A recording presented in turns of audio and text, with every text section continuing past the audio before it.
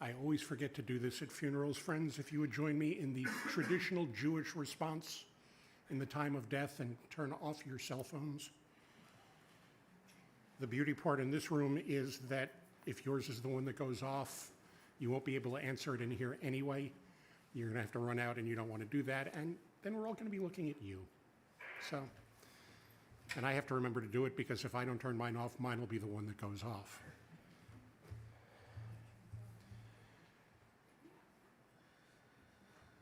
It is one of the cardinal traditions of the Jewish people that when one suffers the loss of an immediate relative, they are expected to drop everything that doesn't have to do with doing what is necessary for their loved one. And therefore it falls to us as the Jewish community to support them in those moments to help them get things done.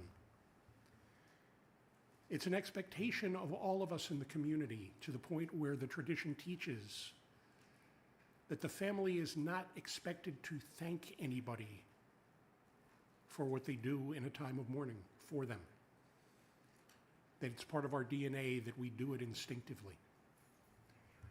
Thankfully, I'm not a member of the family, but as rabbi of this community, as someone who got to know Aaron, working with him as a leader of this community, I want to thank you all for being here. Thank you for being here to support the family. Thank you for being here to support those of us who are not covered by the Jewish tradition of being the mourners responsible, who are here mourning because we knew Aaron. We know Aaron.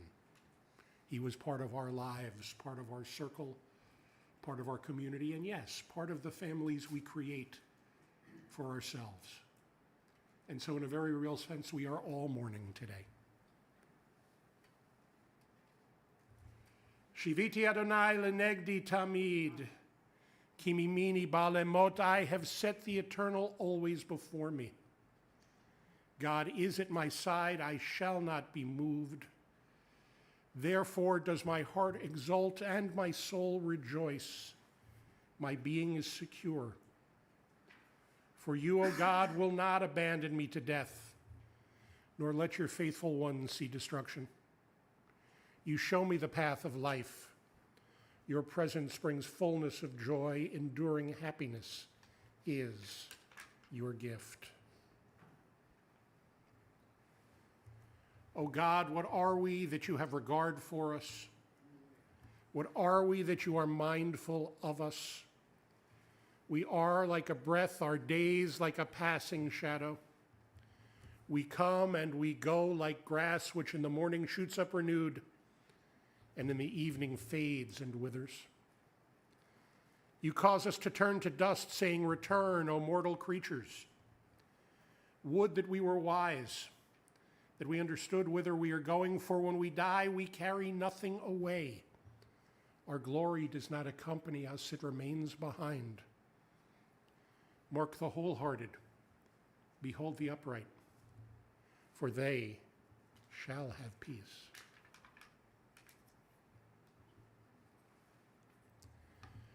Death has taken our beloved Aaron.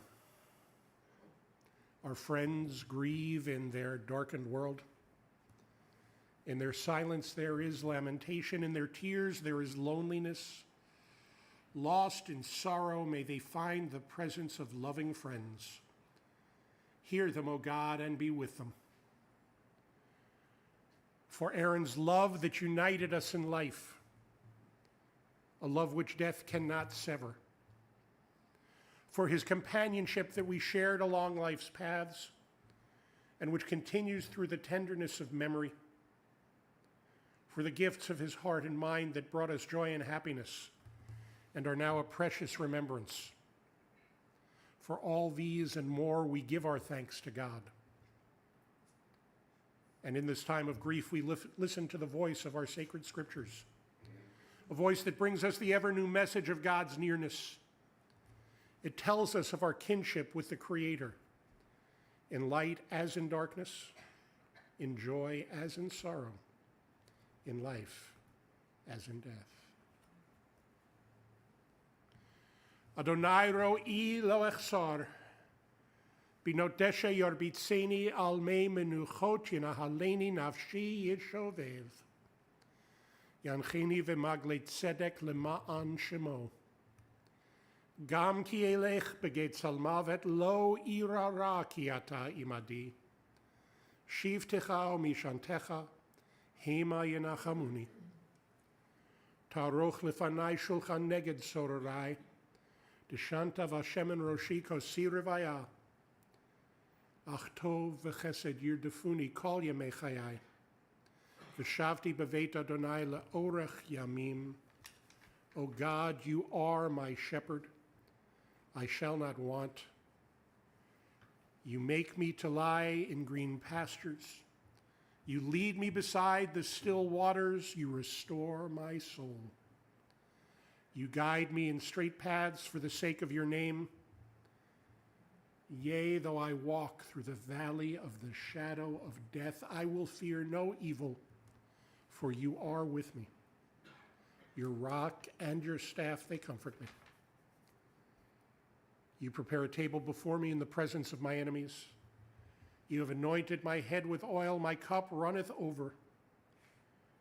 Surely goodness and mercy shall follow me all the days of my life, and I shall dwell in the house of God forever.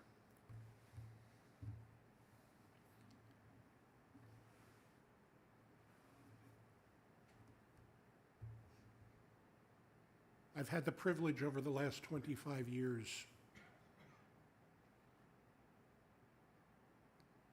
of working with this remarkable man we are here to celebrate and remember today.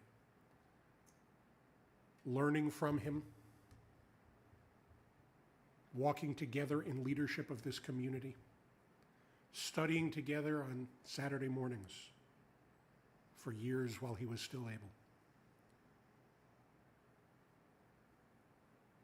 I believe I taught him a couple of things. I know he taught me many more. And we'll be talking about those today, but one of the things that I learned from Aaron was the grace to know when my leadership is needed and when it's needed to step back. And in order for us to be able to celebrate his life most fully as is deserved, requires me to offer the opportunity to a number of people to share their memories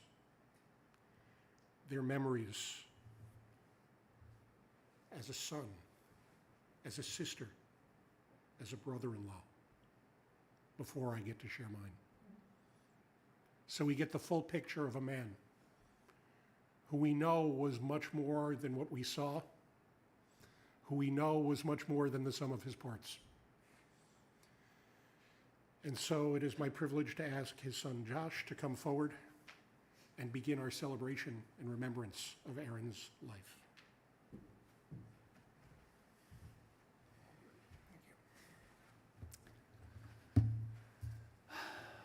My dad worked on the big iron.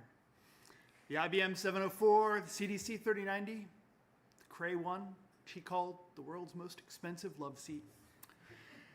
My father worked on this project for NASA to store data coming in from satellites, which is just streaming in so fast. This thing was the size of a Volkswagen. It had VHS videotapes and this arm that would come over and pick them up and stuff them in. And, that's how you get your data. The thing weighed about 3/4 of a ton, stored 1 terabyte. You can go to Walmart now, get that for about $20. Fits in your pocket. It's really awesome. So, Dad taught me how to drive a stick shift, which still, to this day, turns out to be useful. I was just traveling, and they said, hey, you're an American. Are you sure you know how to drive a stick shift? I'm like, yeah, I can drive a stick shift. Taught me how to write Fortran. Punched it onto actual cards, like poking out holes in the card. That was point being, Dad lived through some pretty amazing times. He was born literally during World War II, like right in the middle of it. And later, he would have been sent to Vietnam, except for me. That's he worked in these enormous computers, but he brought home the first portable computer. It looked like a sewing machine. weighed 26 pounds, ran at 0.006 gigahertz. 64 kilobytes of RAM. Going through his stuff the other day, I found a hard disk from one of those machines that he used to work on. Was about the size of this table. The whole thing stored 5 megs. It was really cool. Dad got recruited right out of college to go work for the NSA, and they sent him to learn computer science at the University of Maryland. I think it was either the first or one of the first master's degrees in computer science. So that's how he got me into the job that I'm doing. And then a few years later, when the NSA shrunk down because we were no longer at war with the Russians, pause for laughter, he went over and got a job at NASA. And when I was going through his stuff there, I found this huge pile of space shuttle memorabilia stuff. I don't know exactly what he did, probably the coffee maker on the ISS or something like that. But still, space, that's real cool. Dad made sure that my brother and I played sports. He was not really a sports guy himself. I don't think I ever saw him hit a ball with anything. He was, neither did I. Dad took me to football. Dad took me to volleyball. Dad took me to t-ball. I struck out a lot. But I got into the habit of going out and doing stuff. And that means, that's a lot. That means a lot to me. I didn't keep the habit of recording every single tank of gas that I ever put into the car. I don't balance my checkbook by hand. I don't verify the math on restaurant checks. Though, I kid you not, just last night I went out to dinner, they got the math wrong on the restaurant check. That was so weird. Dad could be pretty meticulous. But turns out, for all that, Mark and I turned out okay, and so did Mom. And she was married to him for nearly 6 decades. So he was a pretty good husband and a pretty good father. And I feel compelled to point out, he was good to Boots and Pokey and Kira, his dogs. And to this day, I got a dog a few years back, and just completely instinctively, I found myself whistling for this dog. He's like, oh yeah, that's how Dad always called his dogs. And so, I asked my dog, and my dog tells me that if you've made a dog happy, you've led a pretty good life. And I think all of you are here today in this temple that he literally helped build with his own 2 hands, that you agree with it. And so, thank all of you for coming.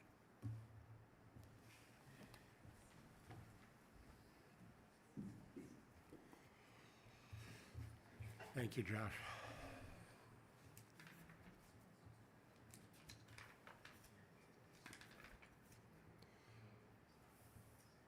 Esoinai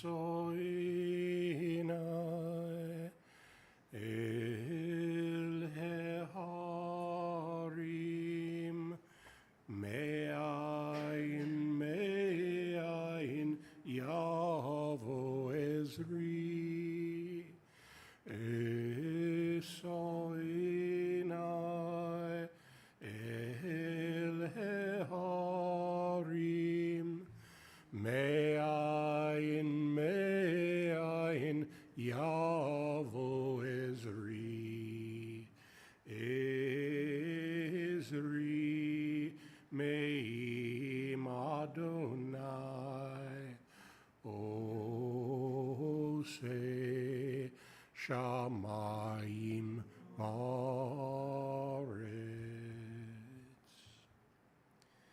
I lift my eyes to the mountains. What is the source of my help?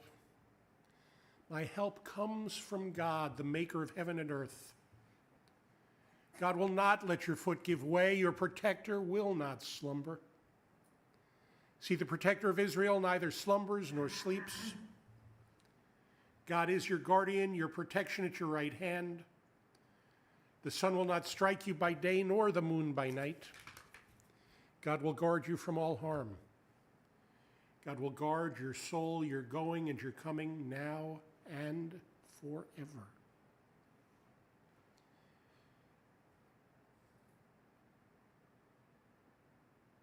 We now call upon Daniel Rabinovitz. Irene's brother, Aaron's brother-in-law, to add his reflections, his remembrances.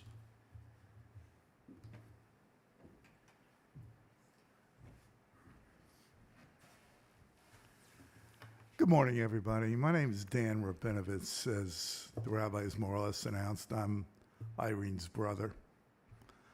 I have so many memories of Aaron. My first memory of him always will be that he was the big brother I never had. That's how I viewed him. And it's something I can never put my finger on or anything like that. The one conversation I remember about Aaron happened about 30-some years ago. Aaron was with a company by the name of CSC at the time, and they underbid Ross Perot's company, EDS, for a computer contract at Goddard Space Flight Center, not too far from here. And I had asked him, we were discussing the presidential election that year, and I asked him why he wasn't voting for Ross Perot, just to make conversation.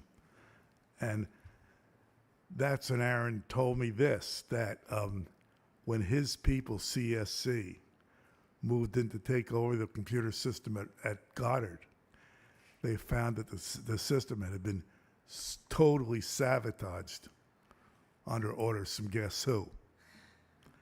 And that's when I got the impression that Aaron wasn't voting for Ross Perot. But I didn't mean to come up here to tell jokes. That's something I could do, but I don't think this is either the time or the place for it. But as I said, I view Aaron as a big brother, and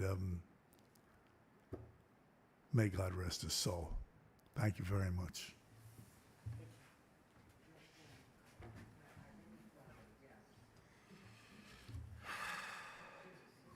Thank you, Dan.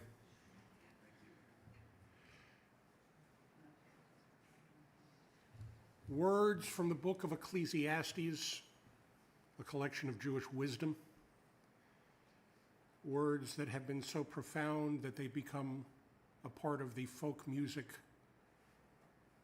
bedrock in our tradition.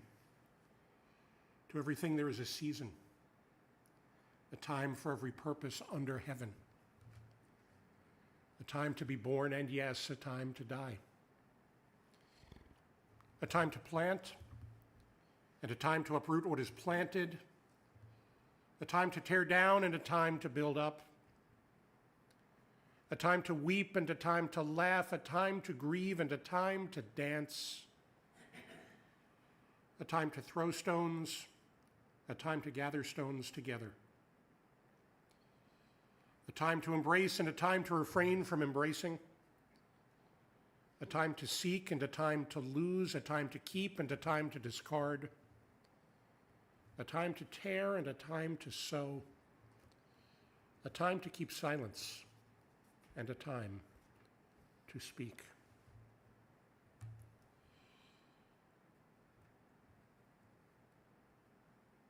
Dan, you referred to, Aaron as the big brother you never had. I now get to call upon the younger sister he did have, Arlene Roller, if you would come forward.